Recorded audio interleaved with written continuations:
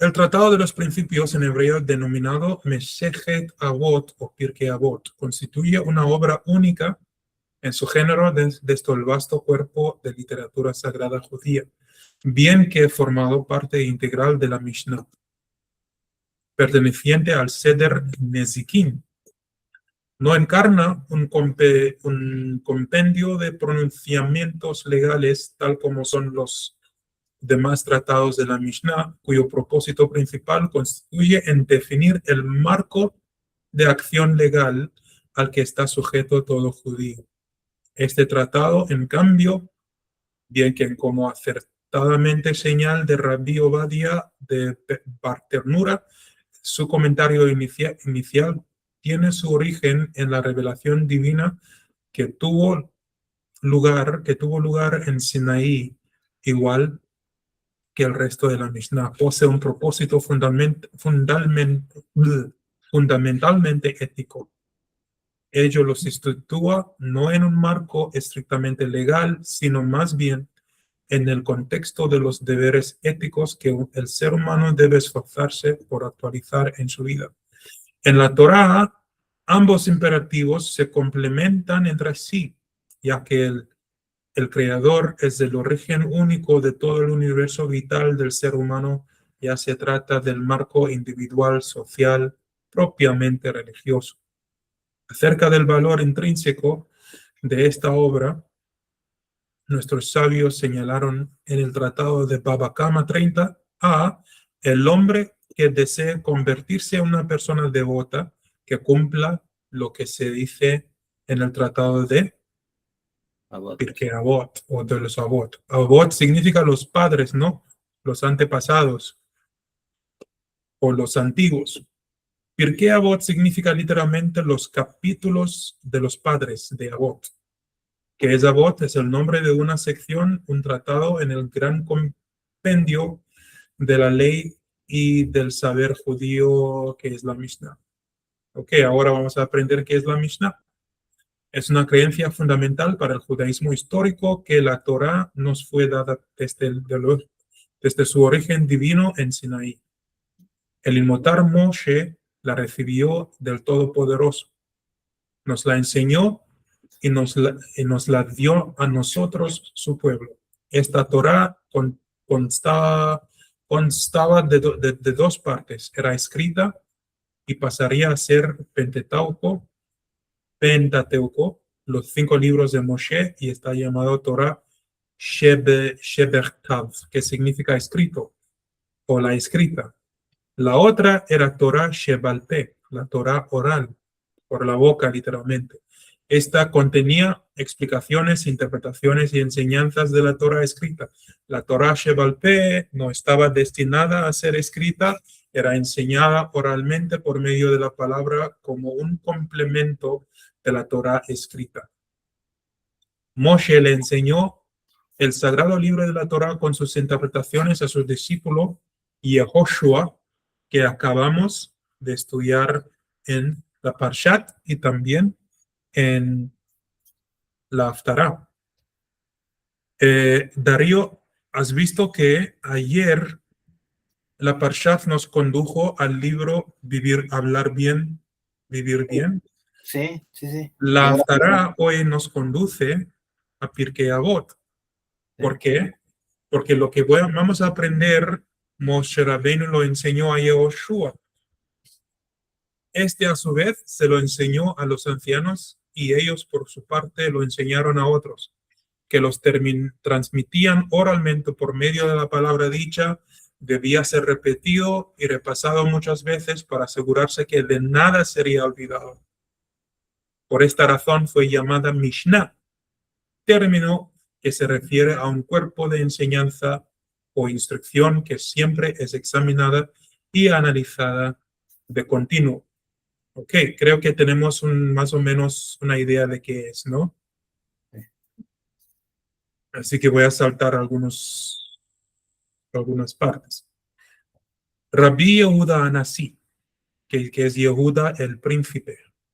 ¿Han escuchado hablar de Yehuda Anasi? Yo no. No. Ok. Así que Yehuda Anasi La palabra Hanasi literalmente es Hanasi, que significa un príncipe o el príncipe. Lo llamaban Hanasi por su conducta judía. Era un rabino muy fino, un jajam muy fino. Fue el primero, pero de ningún modo el último en violar deliberadamente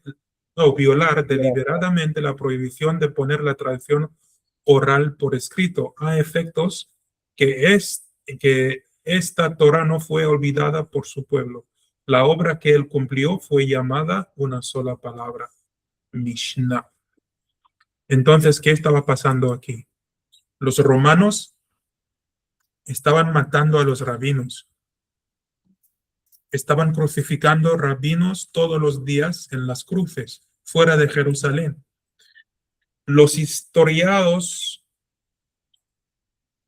Filo y creo que también Josefo, si no me equivoco, nos cuentan que los romanos mantuvieron al menos 6.000 cruces fuera de Jerusalén durante esa época. 6.000 cruces. Cada día un nuevo rabino colgado en la cruz. Porque el decreto del emperador fue que nadie debería enseñar la Torah en público. Y nadie debe practicarla tampoco. Era un mundo romano, así que debían de prevalecer las costumbres griegos y romanos solamente.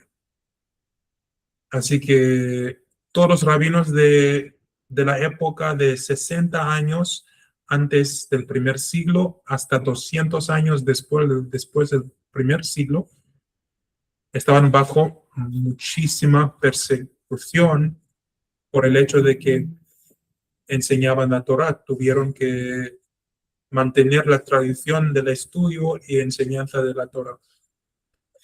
Yehuda Hanasi decidió colocar o poner por escrito lo oral, porque si matan a todos los judíos y todos los rabinos, lo que queda de la nación de Israel o de los judíos no va a saber la ley de la Shem.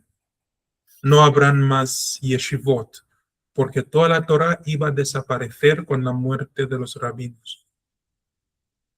Así que habría que ponerlo por escrito. Y este trabajo subsiste hasta nuestros días. Gloria al Señor por eso. Como las generaciones posteriores discutieron la Mishnah y trabajaron sobre ella, su estudio dio lugar a la Gemara. ¿Saben la definición o qué es la Gemara? Yo no me acuerdo. Ok. Entonces, la primera ley judía es la Mishnah. Cuando hablamos de halajá es porque habíamos estudiado la Mishnah. Creo que voy a necesitar escribir algunas cosas. Un segundo. Mejor sea si transfiero esta pantalla para otro lado.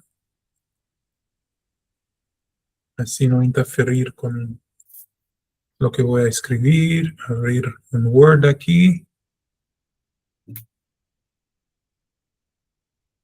Y compartir una pantalla en lugar de un diapositiva. Sí, la pantalla 1, listo.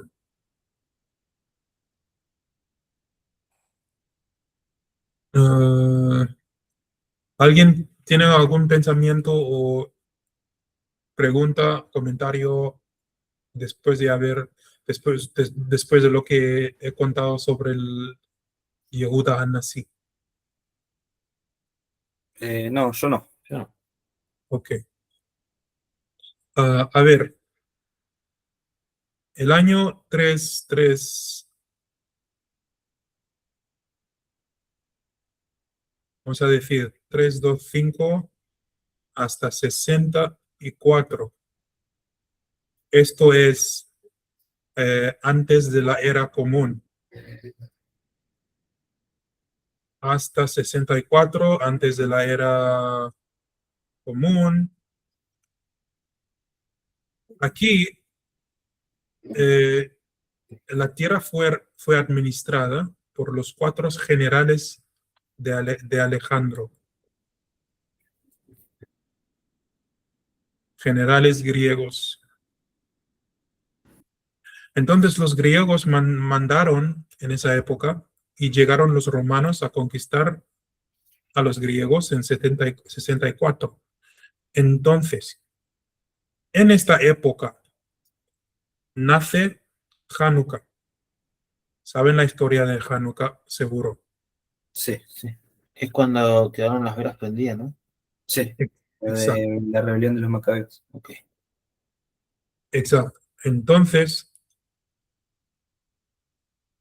desde el año 200, durante esta época, desde el año 200 hasta 200 de la era común, esto antes de la era común, en un periodo de 400 años, 400 años, fue escrita la Torah Shebal Peh.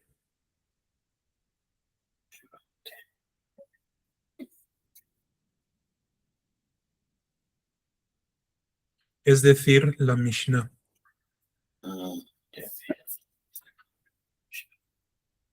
Entonces, la Mishnah, para ponerlo todo por escrito, llevó 400 años. Y muchos rabinos escribiendo y otros siendo matados, especialmente por estos demonios que se llamaban romanos. Pero los romanos llegaron en 64. ¿Por qué tuvieron que poner por escrito la Mishnah aún 200 años antes? Es porque los sacerdotes estaban matando a los rabinos. Saben de esa historia, ¿no? Yo no. Ok. Según la Torah, son los sacerdotes que deberían enseñar la Torah a la casa de Israel. Pero los griegos corrompieron todos los sacerdotes y los enseñaron la política occidental, la política de partidos, divisiones, traiciones, todo eso. Entonces los sacerdotes dejaron de creer en la ¿cómo sería? ¿Corrección? Resurrección, exacto. A ver.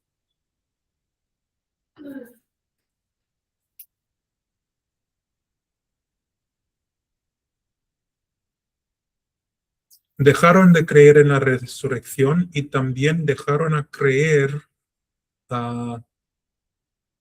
¿en qué cosa? Hay una cosa muy importante que dejaron de creer. ¿El Mesías?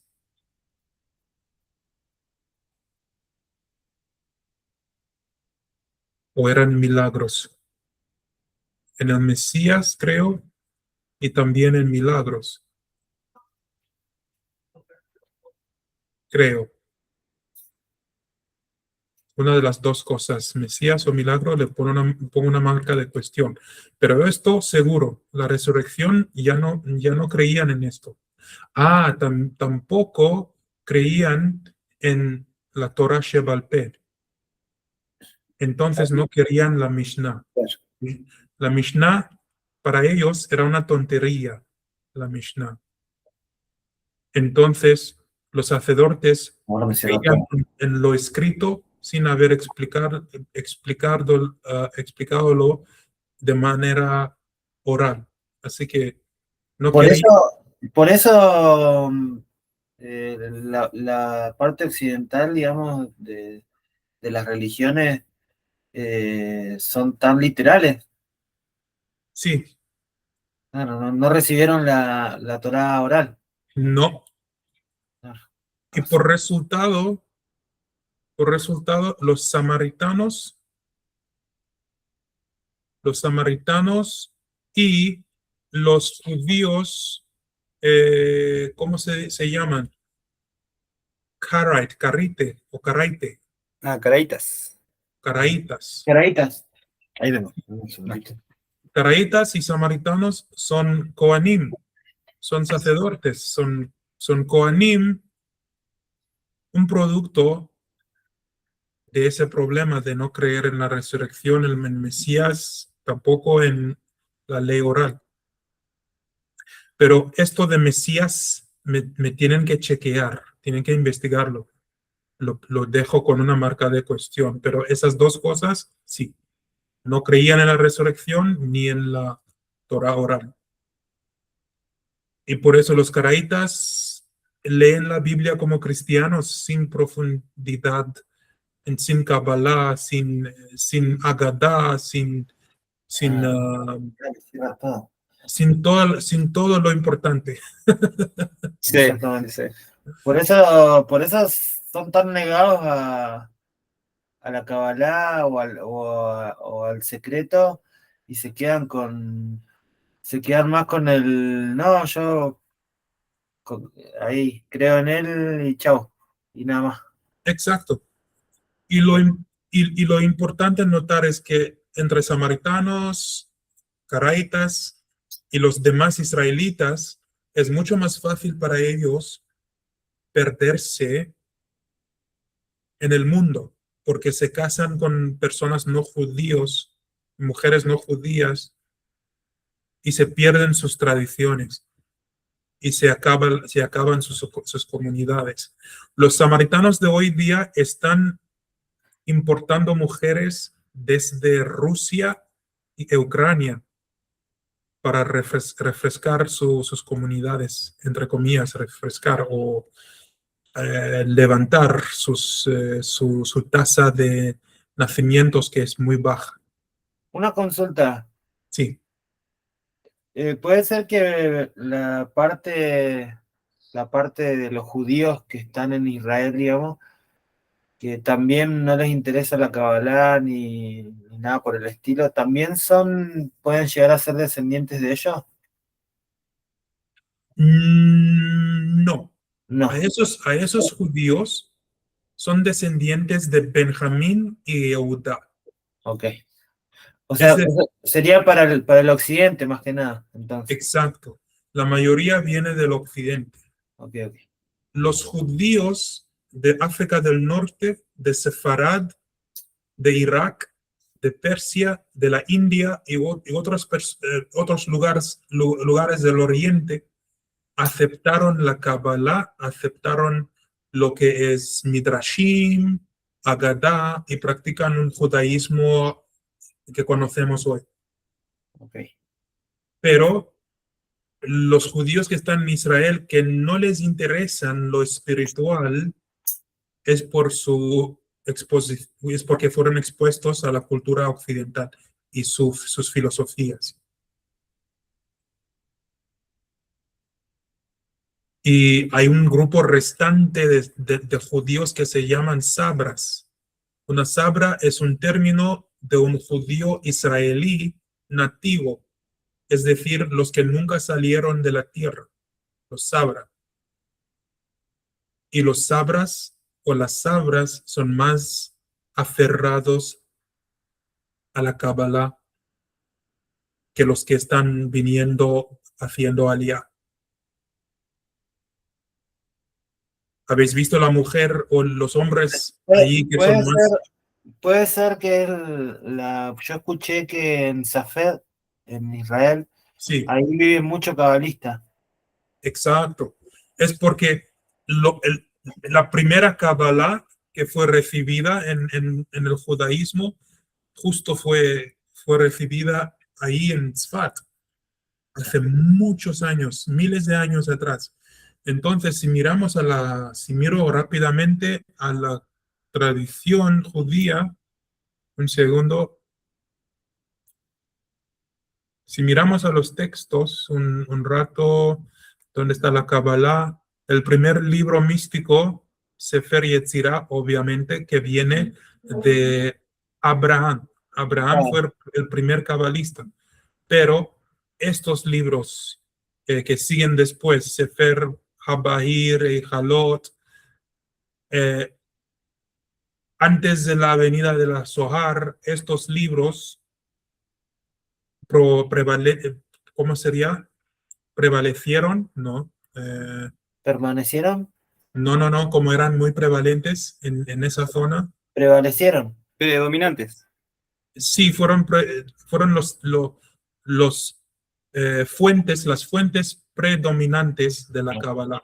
Sefer Yetzirah no es un solo libro escrito por una sola persona, es una colección de toda la Kabbalah que fue recibido en la tierra de Israel desde Abraham hasta el exilio por los romanos. Yo pensé que era solo escrita por Abraham.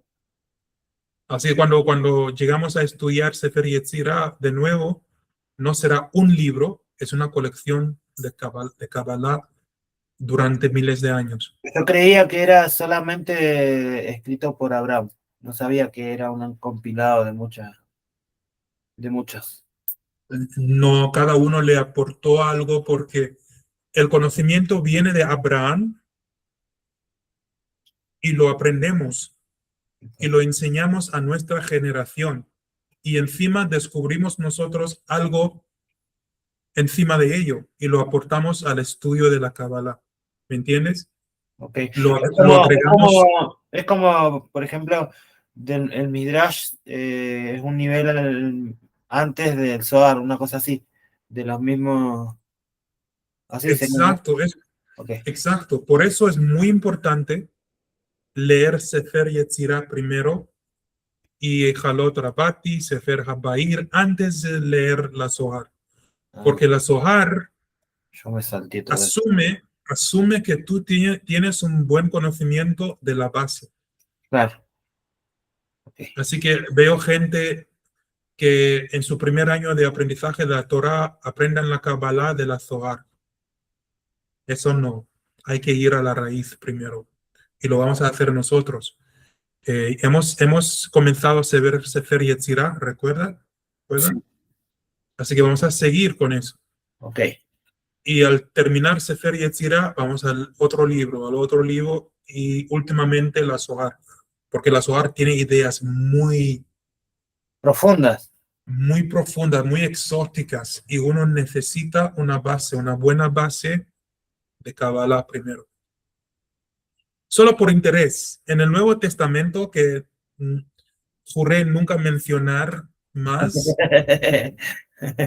hay algo muy interesante porque Yashka está echando demonios porque justo en Sfat, en otros lugares, hubo judíos que practicaban una Kabbalah kasher primero y después aprendieron hechicería a través de la Kabbalah.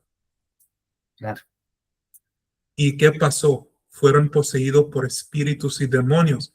Así que Yashka, si lo hizo realmente ese trabajo de echar demonios, es porque es históricamente muy posible que hubo gente o habían personas poseídas por demonios, porque se sabe comúnmente entre judíos que en esa época cada uno estaba buscando su propia espiritualidad.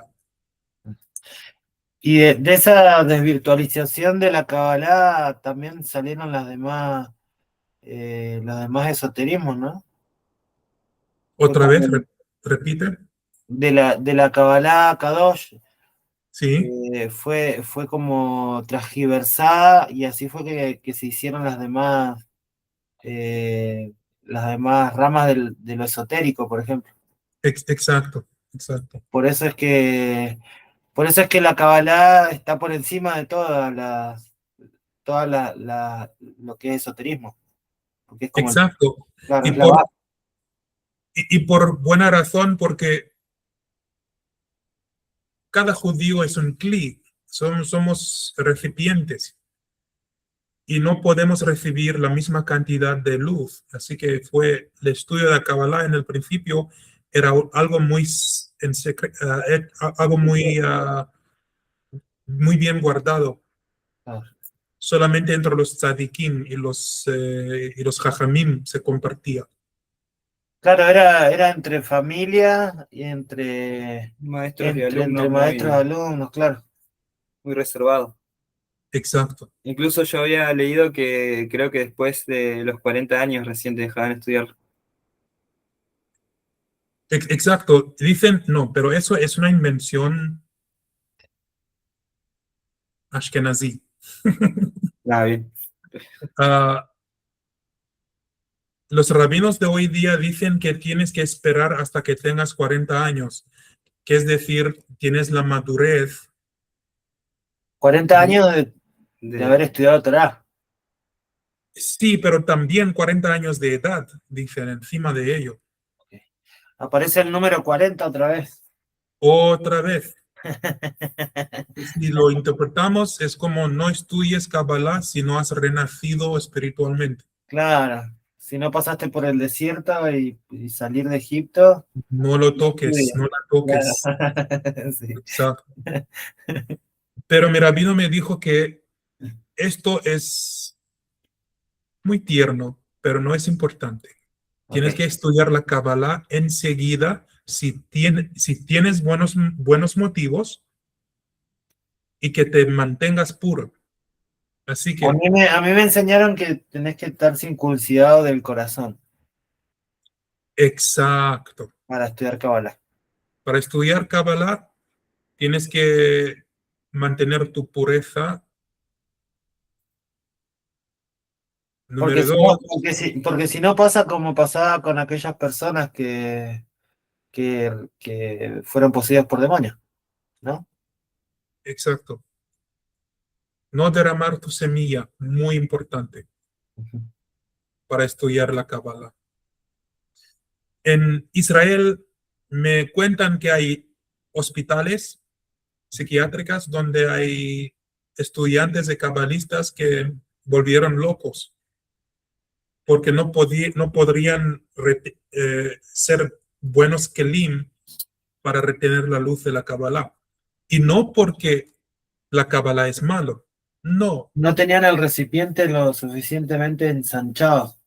Exacto, esos chicos querían salir de noche, coger, hacer todo lo diabólico y luego vamos a la yeshiva y estudiar la Kabbalah. No, no, Así no es. así no, así no. Y lo malo es que la tierra israelita es testigo contra ellos también, Claro. que han hecho maldades en la tierra santa. Así que todo tranquilo, me dijo mi rabino, pero lo importante es mantener las dos cosas. También vestirse bien. Tienes que aprender a vestirse bien. Hablando de eso, hoy me compré 2 camisitas para empezar a vestirme bien. Para estudiar Kabbalah hay que cubrir las mangas o los brazos con mangas largas, no poner bermuda estudiando Kabbalah y también cubrir tu pecho. Es lo fundamental. Veo chicos estudiando Torah en bermuda, en cuero. en camiseta, otros no tienen ni la camiseta, pusieron tzitzit katán, pero sus brazos y su pecho están afuera, su estómago afuera, y están estudiando Kabbalah. Y Eso aplica, por ejemplo, si yo estudio solo, igual aplica, ¿verdad? Sí, porque Okay. porque si estás estudiando Kabbalah, estás conectando a un nivel más alto y real con Hashem. Kabbalah es casi como nebuá, profecía, porque Kabbalah, la palabra Kabbalah significa recibir. Por eso tenemos el término Kabbalah Shabbat, recibir el Shabbat. Implica nebuá, profecía, y nadie puede aguantar la presencia del Hashem siendo desnudo o estando desnudo. Descalzo sí se puede, ¿verdad? Como de calza. Descalzos, sin zapatos. Buena pregunta, porque nuestros antiguos usaban sandalias, así que tenían la pata por fuera, igual. Yo lo tomaba más por el lado de cuando Moshe habló con la salsa y le pidió que se saque los zapatos para estar con la presencia de Hashem. Por eso. Muy buen pensamiento, muy buen pensamiento. En el Oriente en general, en la cultura afroasiática, es una ofensa entrar en una casa de una persona con zapatos. Claro. Siempre los removemos, siendo judío o no. África y el Oriente, en Medio Oriente, nunca vas a entrar a una casa de la persona con zapatos o zapatilla o a un Crocs. Nada de eso. Remuevas tu calzado y después entras a una casa de una persona. Ok.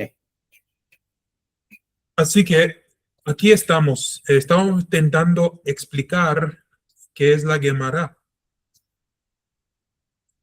Entonces, la Mishnah era oral. Tenemos aquí la Tanaj, que es la Biblia. La Tanaj nos dice qué hacer. La ley oral nos explica cómo hacer las cosas. Entonces era oral, pero volvió a ser escrita y tenemos la Mishnah. Y después de la Mishnah, hubo necesidad de explicar lo que está explicado en la Mishnah. ¿Tiene sentido? Sí. Entonces, hay comentarios. Encima de los comentarios hay explicaciones de los comentarios.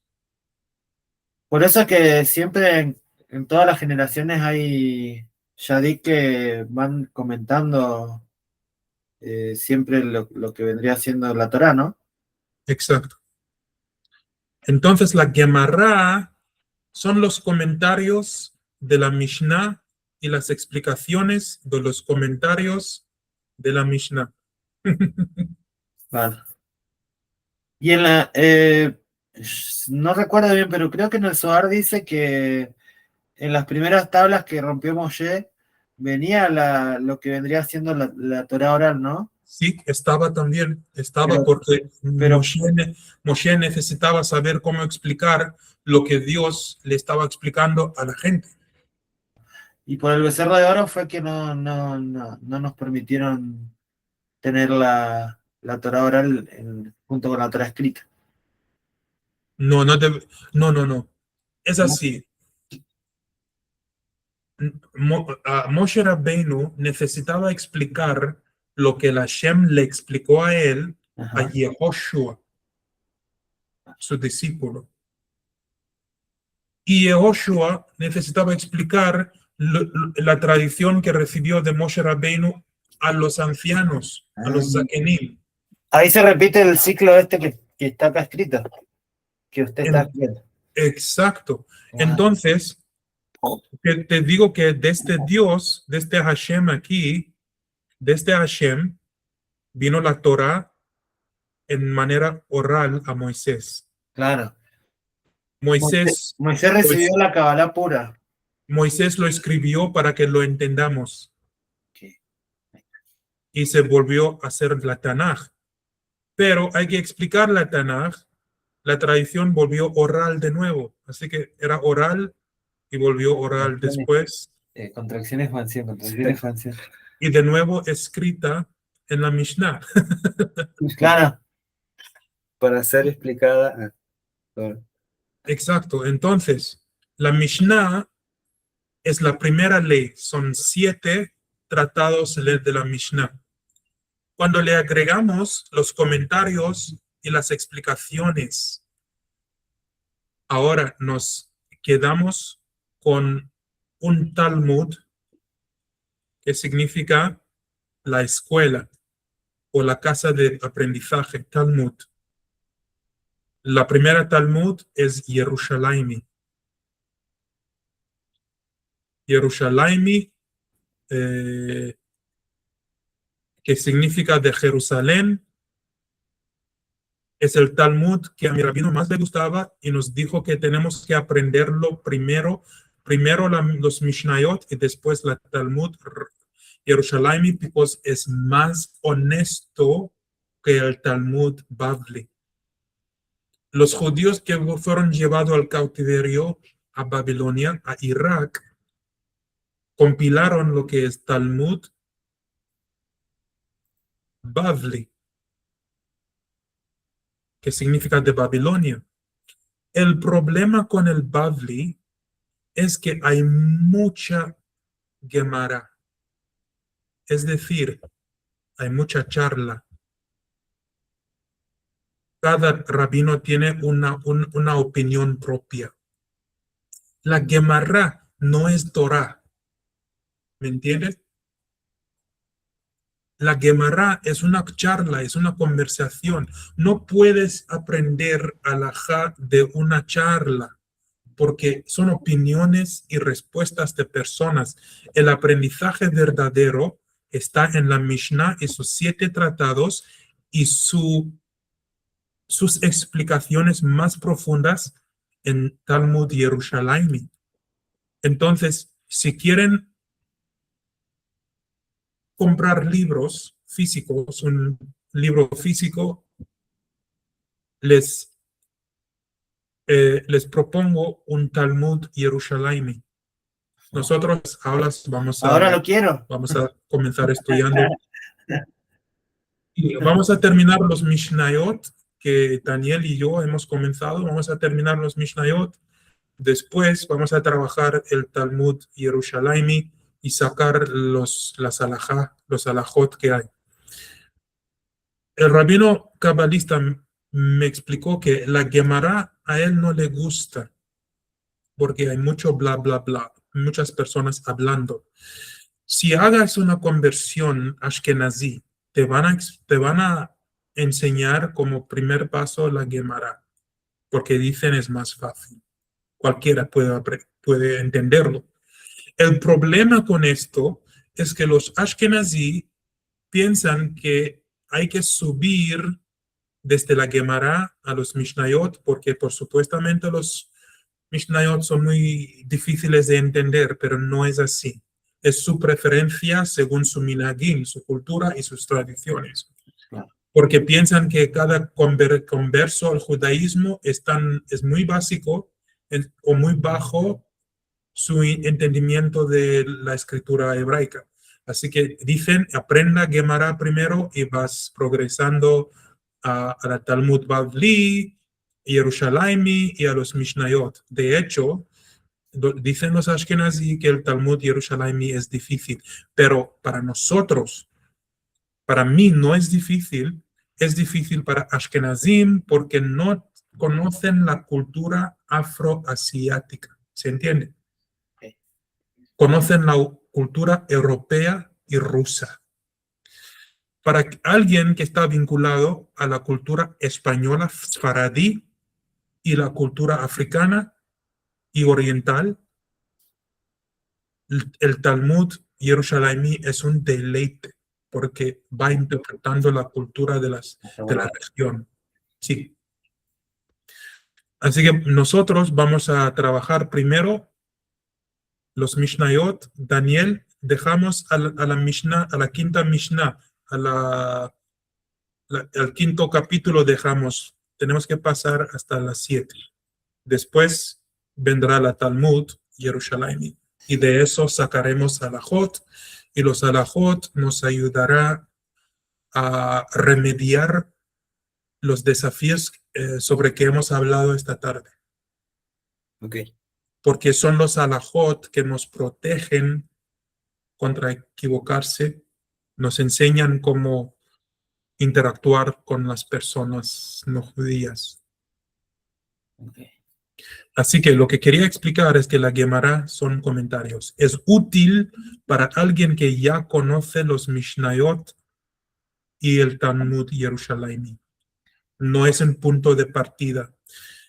Now, yo me pregunté a mí mismo ahora, ¿por qué mi rabino me dijo que la Gemara es la peor manera de empezar? En 2025, un año atrás, o un año 6 meses por ahí, estaba de novio con una chica de Brasil. Era judía por ascendencia, pero no practicaba el judaísmo, le criaron como cristiana. Pero se cansó de la iglesia, estaba viviendo su propia cosa. Pero tuvimos un entendimiento de que íbamos a explorar nuestra espiritualidad juntos. Y al conocerla bien, se interesó en actividades físicas. Para ella el sexo era muy importante.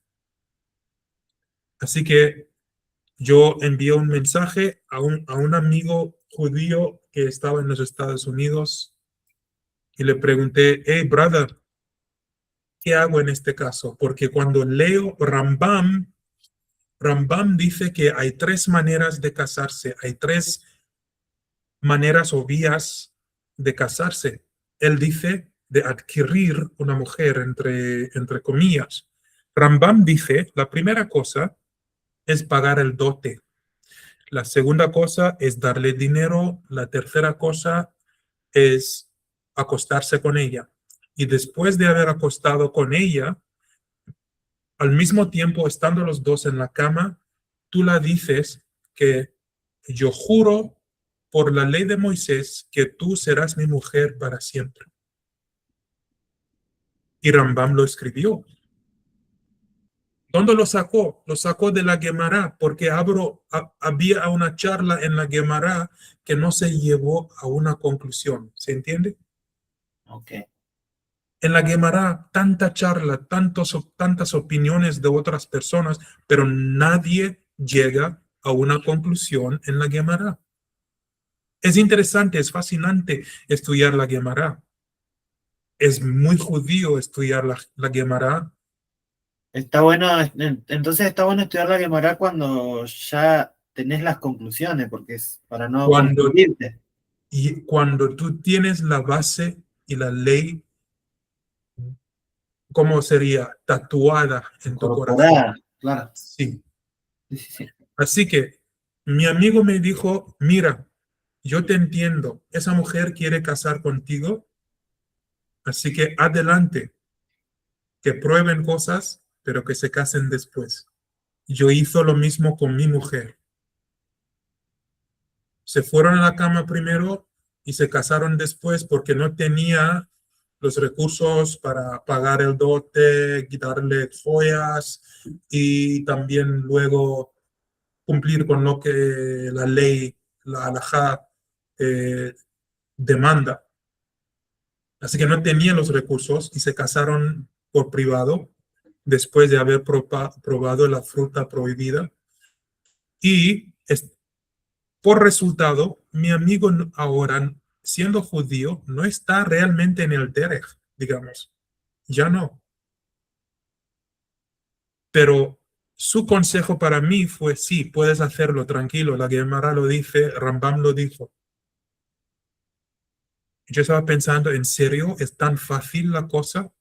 Pero gracias a la Hashem, antes de equivocarme, encontré el rabino del Nusach Afriki, del judaísmo africano, es cabalista, y en algunos de sus shiurim yo le pregunté si hubiera sido bueno seguir el consejo del Rambam.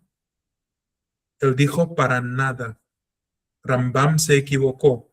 La Gemara se equivoca, porque la Gemara no es ley. La Gemara son charlas. Si quieres ley, Mishnayot y Talmud Yerushalayim deberían ser tu fundación del judaísmo y nada más, nada aparte. Así que imagínense si yo hubiera probado la fruta con ella y nuestra relación no resultó bien en cualquier caso después, y yo estaría en un mundo con muchos, ¿cómo decir? Inquietudes o me sentiría decepcionado por el judaísmo. Así que aún grandes jajamim se equivocan cuando no siguen la Talmud Yerushalayimí y los Mishnayot. No sé si me entendieron, no digo que es malo, sino hay que tener una base Claro, sí, sí, en sí. lo correcto. Es lo Así mismo que tener la base de la Torá para poder aprender la Kabbalah, digamos. Vendría siendo así. es algo parecido y es mucho más importante Claro, tener, sí. tener base en el Talmud Yerushalayimí, porque tu interpretación de la halajá puede ser una gran equivocación. Puedes pecar pensando que estás haciendo lo bueno. Claro. Sí, sí. Así que aprendí de él que no. Mishnah Yerushalayimí. De hecho, cuando en Sudáfrica fui a comprar unos libros, el rabino que me guía sobre las estanterías me explicaba qué cosas comprar el Ashkenazí, y según su tradición me sugirió comenzar con Mesechet Makot en el Talmud Bavli. Mesechet Makot se trata Sí, trabajo.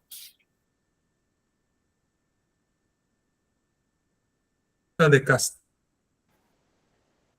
eh, castigan con 40, ¿cómo se dice? ¿Años? No, latigazo. Eso, Ah, eso. Así que Mesejet Makot enseña tales cosas de niños, literalmente. Es Torah, sí, pero venga ya, es cosa de niño.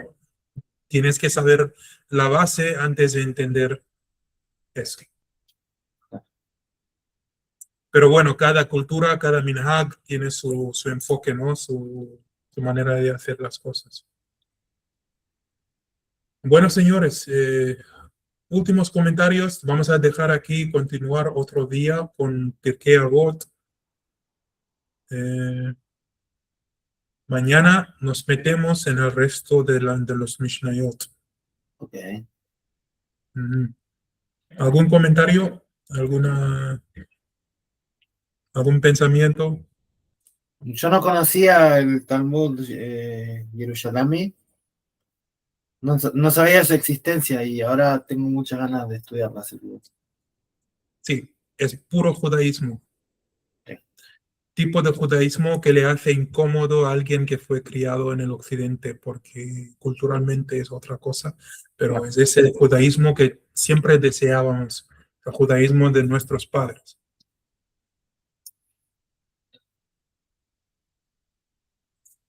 Bien, yo voy al gimnasio.